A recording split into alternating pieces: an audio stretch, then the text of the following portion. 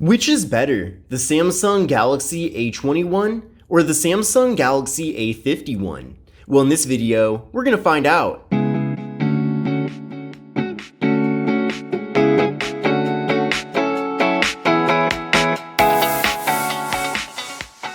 Hi everyone, this is Kevin here, coming at you with my comparison between the Samsung Galaxy A21 and the Samsung Galaxy A51. Now, both of these phones are relatively new to the market. The A21 was launched in June of 2020, whereas the A51 was launched in January of 2020. And what's really awesome too is that both of these phones are being offered either factory unlocked, or you can get them from a variety of different US carriers. Now, to see the most up-to-date pricing for the unlocked variants of these phones, definitely take a look at the links in the video description, as I'm sure pricing will go down over time. But of course, the A51 is the more premium counterpart of the two. The A21 generally is less expensive, but in this video, I'm really hoping to see which phone is more worth the money. Is it worth spending extra for the A51? Well, that's what I'm really curious about finding out.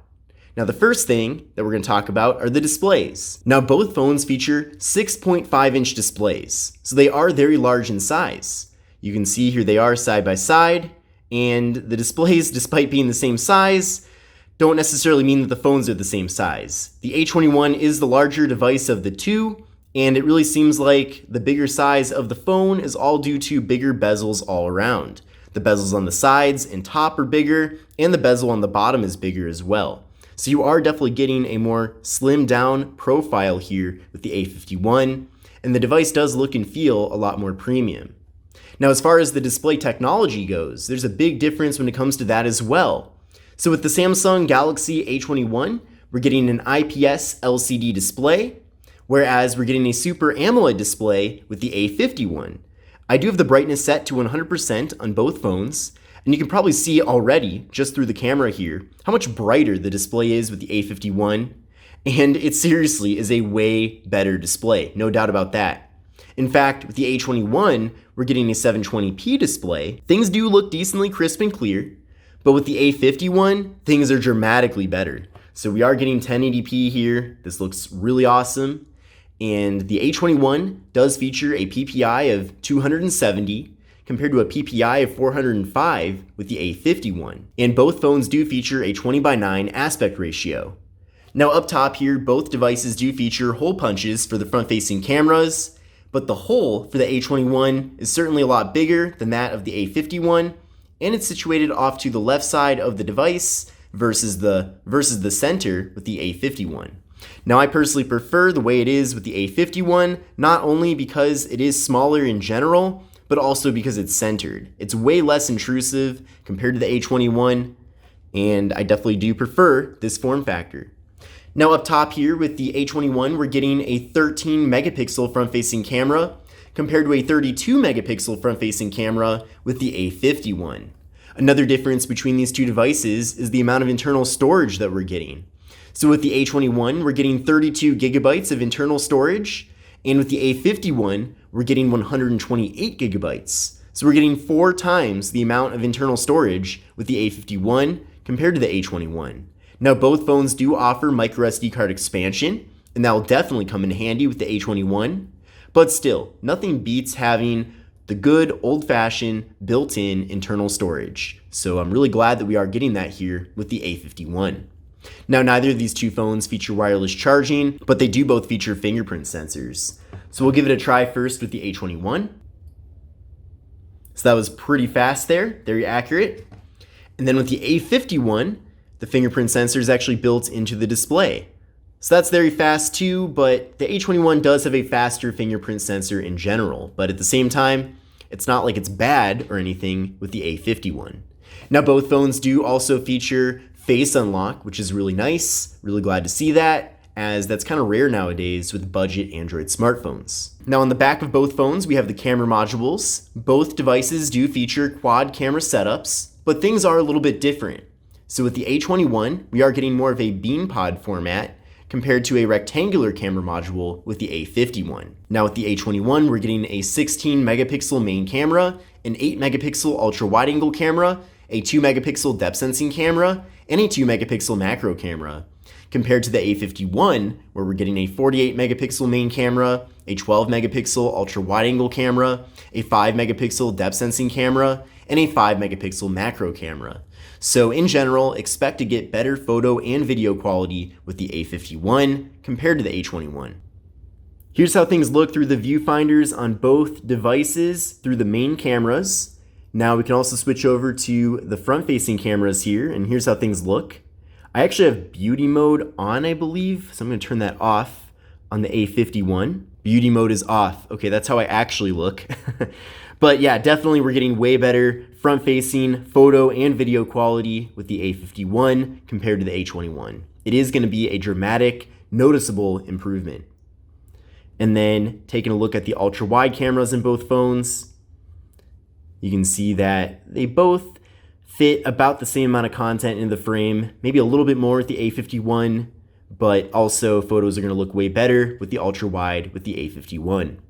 And then if you want to check out the macro cameras in both phones, you just go over to the More tab here and then tap on macro, and then you have to get really close to the object to take your photos. So overall, there's really no comparison. The A51 is going to give you better photo and video quality in general. That being said though, the A21 still does do a really good job. I definitely recommend checking out my full video reviews for both phones to get a better idea of the photo and video quality from them. Now we are getting portrait mode with, of course, the rear cameras, but also the front camera. So that's great to see as well. Now as far as the internals go, with the A21, we're getting 3 gigabytes of RAM, compared to 4 gigabytes of RAM with the A51.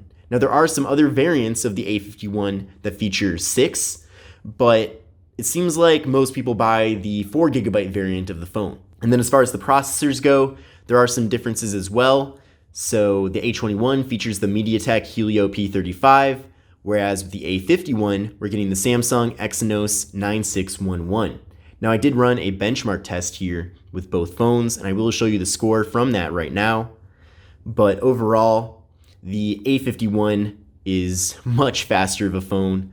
You can see the score is way better here. But I got an overall score of 104,432 with the A21 compared to a score of 177,594 with the A51.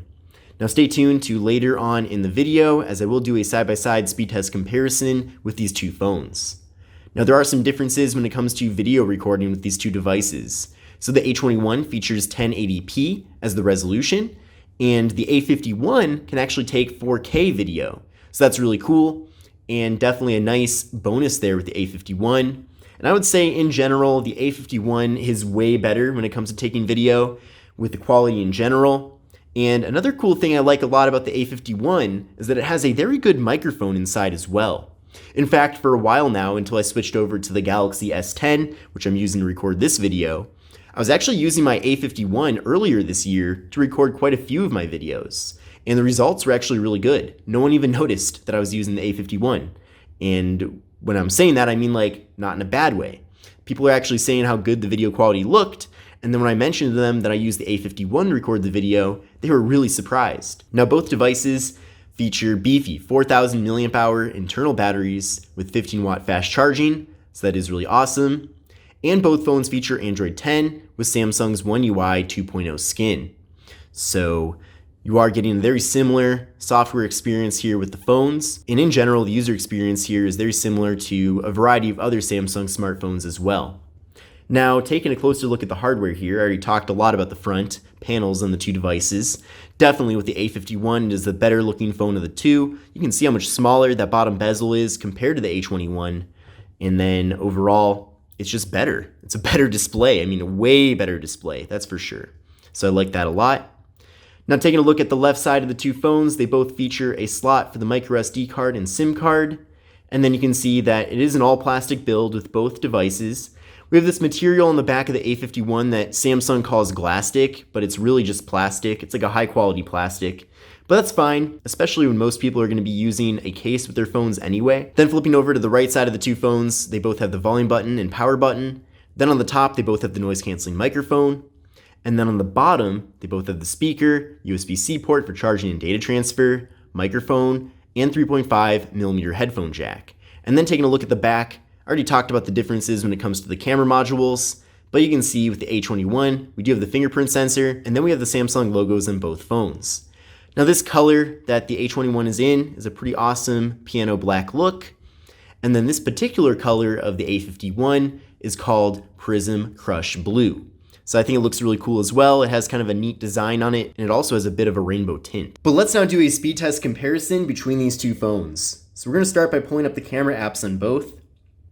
So 1, 2, 3, go. And it looks like it was about a tie with both devices. Let's now go to Google Chrome on both phones. All right, 1, 2, 3, go. And it looks like it was about a tie with Google Chrome as well. Now you can see, for example, right here in the side-by-side, how much brighter the display is with the A51. And that is definitely due to the phone having an AMOLED display. You're gonna get better colors, brighter images, and better viewing angles in general, and it's really great. I mean, videos really pop and look amazing on there, and the fact that it is 1080p makes things even better. But let's now go to yahoo.com on both phones. 1, 2, 3, go. Looks like the A21 is a little bit quicker at pulling up Yahoo in this test. Let's now go to Engadget.com. 1, 2, 3, go. And it looks like the A21 is also quicker at pulling up Engadget. Although it looks like the A51 did catch up and the ad did appear first with the A51. So I suppose I'm gonna have to give this one to the A51 out of these two phones. Now scrolling, it's pretty smooth on both phones. Seems like the A51 does perform better though when it comes to scrolling. Let's now go to this link right here. 1, 2, 3, go. And it looks like the A51 was a little bit quicker at pulling up this link, but not extremely quicker. So that is very interesting. So in general, I would say that the A51 is going to be the faster phone of the two. However, it does seem like the A21 is doing a little bit better than the benchmark scores would indicate. So that's certainly a good thing. Now, another thing you have to keep in mind here is that the A21 only has to power a 720p display. So in theory, that does put a little bit less of a burden on the processor compared to the A51, where it has to power this really great looking 1080p display. So in conclusion, which phone is the better choice of the two? So the Samsung Galaxy A51, as you could probably imagine by watching this video, is better than the A21 in literally every way. There's really nothing about the A21 that makes it better than the A51. So really it comes down to the price that you can get these phones at. Now that does differ quite a bit. One thing I do want to mention is that Samsung is selling an official US unlocked variant of the A51 for $399. And definitely do not pay $399 for this phone. It is not worth it. However, if you get the international unlocked variant of the A51, you can get that for well under $300, and that's well worth it. And you're literally getting the same phone as the $399 counterpart. So don't fall for the tricks there. Definitely go for the cheaper international variant of the phone because it's literally going to be the same thing. The only difference is that if you are with Sprint or Verizon, you might have a better experience with the US unlocked variant. However, I've heard a lot of people say that Verizon does work perfectly fine with the international variant of the phone. And then for the A21, I feel like this phone mostly is only worth getting if you get it through a carrier at a very good discount, because I know that this phone is pretty much specifically designed for the carriers, and it's designed to be like a switcher device where you can get it for free or $50 or $100. Basically, carriers are going to use this device to lure people in to get them to switch into that carrier, and they're going to offer it for really good discounts. And they might also offer really good discounts on the A21 to entice people to stay with their current carrier. So there's probably going to be a special upgrade price for this phone as well. Now, I do know that the unlocked price for the phone, at least right now, it seems like it's going to be $250, and it's definitely very overpriced at $250. So don't pay $250 for the A21, that's for sure. If you're going to pay $250 for the A21, then you're better off paying like $275 for the unlocked A51. You're going to get a much better experience overall. And I feel like I've already gone into so much detail in this video showing the various benefits with the A51 that I really don't have to do any further convincing. But I hope you enjoyed this comparison between the Samsung Galaxy A21 versus the Samsung Galaxy A51. I do also want to mention that the A21 is not a bad phone, it's just that the A51 is way better. So hopefully that makes sense. But I hope you enjoyed the video, give it a thumbs up, make sure to sub to the channel. But my name is Kevin, and I will see you in the next one.